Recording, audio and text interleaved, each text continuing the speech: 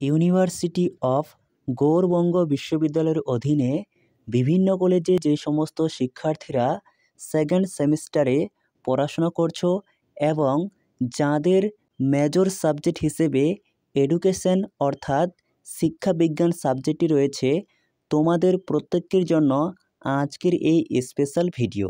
দ্বিতীয় সেমিস্টারে তোমাদের এডুকেশন মেজর পেপারের MC3 এডুকেশনাল সাইকোলজি এই পেপারটির সম্পূর্ণ মান 5-এর সাজেশন দিতে চলেছি আজকের এই ভিডিওটিতে। তোমাদের পরীক্ষায় মূলত মান 2 এবং মান 5-এর প্রশ্ন আসে। আজকের ভিডিওটিতে মূলত মান 5-এর প্রশ্ন দেওয়া হচ্ছে। এরপরের অন্য একটি ভিডিওতে মান 2-এর অতি গুরুত্বপূর্ণ প্রশ্নগুলি নিয়ে একটি ভিডিও পোস্ট করা হবে। আজকের ভিডিওতে যে প্রশ্নগুলো রাখা হয়েছে, এই প্রশ্নগুলি তুমি যদি এখন থেকে খুব ভালো করে প্র্যাকটিস করো তাহলে পরীক্ষায় এখান থেকেই 100% প্রশ্ন পরীক্ষায় কমন পেয়ে যাবে। যেহেতু তোমাদের পরীক্ষা জুলাইয়ের শেষে কিংবা আগস্টের প্রথম সপ্তাহের মধ্যে হতে পারে, তাই এখন থেকে তোমরা যেন বাড়িতে বসে তোমাদের পড়াশোনা চালিয়ে যেতে পারো এবং কোন প্রশ্নগুলি তোমরা খুব ভালোভাবে রেডি করবে সেই নিয়ে আজকের এই ভিডিওটি প্রথম থেকে শেষ পর্যন্ত দেখতে থাকো। চ্যানেলে নতুন হয়ে থাকলে চ্যানেলটিকে সাবস্ক্রাইব করো আর ভিডিওটি ভালো থাকলে অবশ্যই একটি লাইক করে দিও। তাহলে শুরু করা যাক আজকের ভিডিওর মূল আলোচ্য বিষয়। তোমাদের পরীক্ষায় মান 5-এর মোট 8টি প্রশ্ন দেওয়া হয়। এই 8টি প্রশ্নের মধ্যে থেকে যে কোনো 6টি লিখতে হয়, অর্থাৎ 5, 6, 30। এক একটি প্রশ্নের মান 5 করে মান 5-এর 6টি প্রশ্ন লিখতে হয়। Module 1 introduction to educational psychology. এই মডিউল থেকে তোমরা মান 5-এর জন্য যে প্রশ্নগুলি পড়বে: 1. শিক্ষাগত মনোবিজ্ঞানের পদ্ধতি সম্পর্কে আলোচনা করো। 2. শিক্ষা ও মনোবিজ্ঞানের মধ্যে সম্পর্ক বর্ণনা করো। এ প্রসঙ্গে বলে রাখা ভালো, যে প্রশ্নগুলির পাশে তোমরা 3 স্টার দেখতে পাচ্ছ সেই প্রশ্নগুলি অতি গুরুত্বপূর্ণ, পরীক্ষায় আসার মতো। 3. শিক্ষাগত মনোবিজ্ঞানের পরিধি আলোচনা করো। মডিউল 1 থেকে এই 3টি প্রশ্ন মান 5-এর জন্য খুব ভালো করে রেডি করো। আর এখান থেকে এক্সট্রা একটি প্রশ্ন পড়বে: শিক্ষাগত মনোবিজ্ঞানের প্রকৃতি বা বৈশিষ্ট্যগুলি আলোচনা করো। এরপর module 2 sensation, perception, concept formation, memory of forgetting. এই মডিউল থেকে পড়বে: 1. ধারণা গঠনের স্তর বা পর্যায়গুলি সংক্ষেপে লেখো, অথবা এই প্রশ্নটি অন্যভাবে আসতে পারে: ধারণা গঠনের প্রক্রিয়াটি সংক্ষেপে লেখো, খুবই গুরুত্বপূর্ণ। 2. সংবেদনের বৈশিষ্ট্যগুলি সংক্ষেপে লেখো। 3 নম্বর পড়বে প্রত্যক্ষণের বৈশিষ্ট্যগুলি লেখো। 4. সংবেদন এবং প্রত্যক্ষণের মধ্যে সাদৃশ্য ও বৈসাদৃশ্যগুলি লেখো, অথবা সংবেদন এবং প্রত্যক্ষণের মধ্যে পার্থক্য লেখো। 5. প্রত্যক্ষণের স্তর বা পর্যায় বা শ্রেণীবিভাগ লেখো। আর মডিউল 2 থেকে এক্সট্রা পড়বে: 1. স্মৃতির স্তর বা পর্যায় বা শ্রেণীবিভাগ সম্পর্কে আলোচনা করো, অথবা স্মৃতির 4টি স্তর সম্পর্কে লেখো, অথবা স্মৃতির উপাদানগুলি কী কী তা আলোচনা করো। আর এখান থেকে 2 পড়বে: ভুলে যাওয়ার কারণগুলি লেখো। এরপর মডিউল 3 গ্রোথ অ্যান্ড ডেভেলপমেন্ট।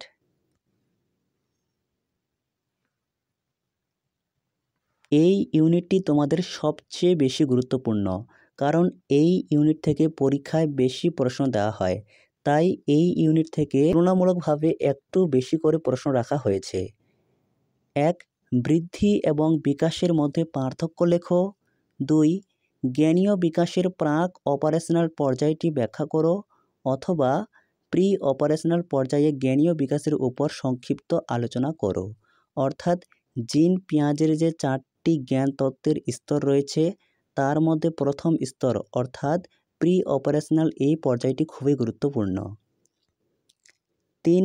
শ্রেণীকক্ষের পরিস্থিতির স্বতন্ত্র পার্থক্য কমানোর জন্য একজন শিক্ষকের ভূমিকা আলোচনা করো, অথবা একটি শ্রেণীকক্ষে একজন শিক্ষকের ভূমিকা কেমন হওয়া উচিত, খুবই গুরুত্বপূর্ণ। 4. স্কুলগামী শিক্ষার্থীদের মধ্যে সৃজনশীলতা লালন করার জন্য শিক্ষকের ভূমিকা ব্যাখ্যা করো। 5 নম্বর পর্বে বিকাশের প্রকৃতি বা বৈশিষ্ট্য সম্পর্কে সংক্ষেপে লেখো। 6. স্বতন্ত্র বা ব্যক্তিগত পার্থক্যের কারণ কী? 7 নম্বর পর্বে পেঁয়াজের গণনা করা মানুষের জ্ঞানীয় বিকাশের পর্যায়গুলি আলোচনা করো অথবা পেঁয়াজের জ্ঞানমূলক বিকাশ তত্ত্বটি ব্যাখ্যা করো। খুবই গুরুত্বপূর্ণ। 8. বিকাশের সাধারণ নীতিগুলির উপর টিকা লেখো। 9. ব্যক্তিগত পার্থক্যের ক্ষেত্রে বংশগতের ভূমিকা বর্ণনা করো। 10 নম্বর পর্বে প্রাথমিক বিদ্যালয়ের শিক্ষার্থীদের মধ্যে প্রেরণা বা প্রেষণা সৃষ্টিতে শিক্ষকের ভূমিকা আলোচনা করো। এটিও গুরুত্বপূর্ণ। আর এই ইউনিট থেকে এক্সট্রা হিসেবে পড়বে 1. বৃদ্ধির বৈশিষ্ট্যগুলি সংক্ষেপে লেখো। 2. বিকাশের স্তর বা পর্যায় বা প্রকারভেদ সম্পর্কে লেখো। এরপর মডিউল 4 এখান থেকে মান 5-এর জন্য পড়বে 1. স্কিনারের থিওরি অফ লার্নিং এর শিক্ষাগত প্রভাব লেখো অথবা স্কিনারের সক্রিয় অনুবর্তন বা অপারেন্ট অনুবর্তন এর শিক্ষাগত প্রভাব বা গুরুত্ব আলোচনা করো অথবা স্কিনারের শিক্ষার তত্ত্বের শিক্ষাগত প্রভাব সংক্ষেপে লেখো। খুবই গুরুত্বপূর্ণ। এই প্রসঙ্গে তোমাদের বলে রাখা ভালো, ভিডিওতে বলা প্রশ্নগুলি শুধু দেখলেই হবে না, প্রয়োজনে তোমাদের এগুলি খাতায় লিখে নিতে হবে। 2. শিক্ষার্থীদের মধ্যে প্রেরণা সৃষ্টিতে শিক্ষকের ভূমিকা বর্ণনা করো অথবা শিক্ষাক্ষেত্রে প্রেরণার ভূমিকার মূল্যায়ন করো। 3 নম্বর পর্বে শিখন ও পরিণমনের মধ্যে পার্থক্য লেখো। আর এখান থেকে 4 পর্বে প্যাভলভের প্রাচীন অনুবর্তনের শিক্ষাগত গুরুত্ব লেখো। 5 নম্বর থর্নডাইকের প্রচেষ্টা ও ভুল শিখন তত্ত্বের মূল সূত্রগুলি বা মূল নীতিগুলি লেখো।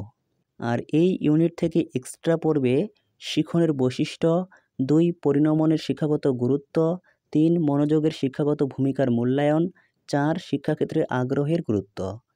এই প্রশ্নগুলি জাস্ট এক্সট্রা হিসেবে পড়ে রাখবে। এরপর মডিউল 5 ইন্টেলিজেন্স অ্যান্ড পার্সোনালিটি। এখান থেকে প্রথমে তোমরা পড়বে 1. জং এর ব্যক্তিত্বের তত্ত্ব ব্যাখ্যা করো।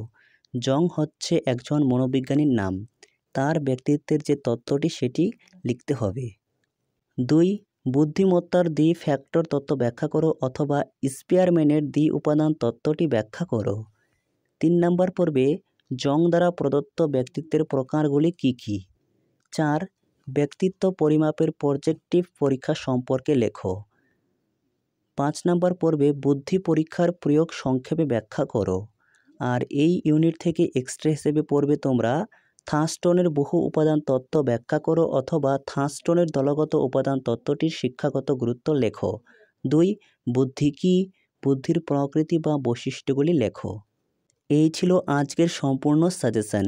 যেহেতু তোমাদের পরীক্ষা জুলাই মাসের শেষে অথবা আগস্ট মাসের প্রথম দিকে হওয়ার চান্স প্রবল, তাই তোমরা বাড়িতে বসে এখন থেকে এই প্রশ্নগুলি খুব ভালোভাবে প্র্যাকটিস করো। আর এই প্রশ্নের সমস্ত উত্তর তোমরা ক্লাস 12-এর যে এডুকেশন বা শিক্ষাবিজ্ঞান বইটি রয়েছে সেখান থেকে তোমরা পেয়ে যাবে। আর মান 5-এর জন্য তোমাদের বেশি বড় বড় করে উত্তর লেখা দরকার নেই, টু দ্য পয়েন্ট উত্তর লিখলে তোমরা ফুল মার্কস পেয়ে যাবে।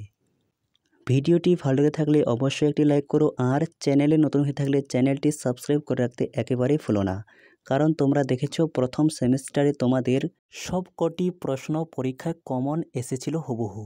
সেকেন্ড সেমিস্টারের পরীক্ষায় তোমরা 100% প্রশ্ন কমন পেয়ে যাবে।